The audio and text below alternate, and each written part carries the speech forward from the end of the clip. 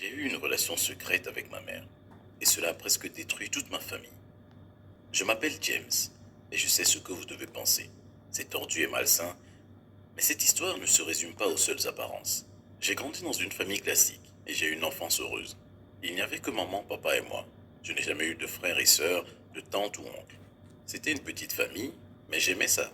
Nous avions une belle maison avec une grande cour, et je jouais dehors tous les jours. J'avais même un chien et une clôture blanche.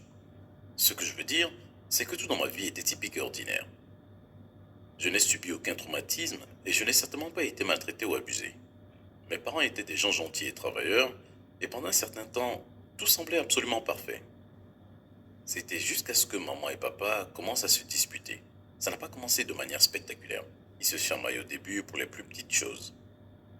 Ça a changé si lentement que je n'ai même pas réalisé que ça devenait de pire en pire, jusqu'à ce qu'ils commencent à se crier dessus devant moi. C'est devenu si exécrable. Ils disaient des choses blessantes l'un sur l'autre et mon père a même accusé ma mère de le tromper. Ils ont essayé de faire en sorte que ça marche tant de fois.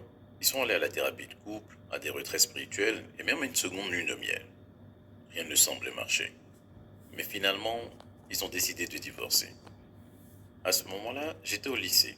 Et honnêtement, j'étais soulagé que toutes les disputes se terminent. Le divorce n'a pas été agréable non plus. Ils se sont battus pour des petits détails juste pour s'embêter. Mais ils se sont aussi battus pour savoir qui aurait ma garde. Le juge a décidé de la garde conjointe, et j'ai commencé à faire des allers-retours entre leur maison chaque semaine. C'était ennuyeux, mais c'était beaucoup plus paisible. Alors je l'ai accepté et j'ai essayé d'en tirer le meilleur parti. Quelques années ont passé, les choses suivant leur cours comme d'habitude, jusqu'à ce que mon père rencontre une femme beaucoup plus jeune. J'avais alors 18 ans et je vivais à la maison tout en allant à l'université. Il me semblait que c'était une bonne idée d'économiser de l'argent et de rester près de ma famille. Carla avait 10 ans de plus que moi. Cela signifie qu'elle avait 15 ans de moins que mon père. Elle était plus proche de mon âge que de celui de mon père, ce qui était si étrange pour moi. Je voulais quand même que mon père soit heureux. Alors j'ai accepté qu'il sorte avec cette fille et j'ai essayé de m'entendre avec elle. Elle était en fait vraiment cool et gentille. Nous avons semblé nous entendre presque immédiatement. Elle adorait regarder des films, alors quand j'étais à la maison, papa, Carla et moi, nous asseyions ensemble dans le salon et prenions un film pour nous rapprocher. Il n'a pas fallu longtemps pour que papa et Carla se marient. Ma mère était tellement en colère, et bien sûr, elle n'est pas allée au mariage. Je pense que papa lui a envoyé une invitation juste pour la contrarier. J'ai essayé de rester en dehors de leur chamaillerie, mais ils n'ont pas cessé de m'y attirer. Malgré tout le cirque, Carla et mon père sont devenus mari et femme. Carla est donc devenue officiellement ma belle-mère. C'était tellement bizarre car elle n'était pas assez âgée pour ça. Carla est devenue mon amie et ma confidente en peu de temps. Quand papa et maman se disputaient, c'est elle qui me donnait des conseils pour rester en dehors de tout ça. Elle me donne aussi des conseils sur les relations amoureuses. Ce que j'essaie de dire, c'est que nous avons passé beaucoup de temps à parler.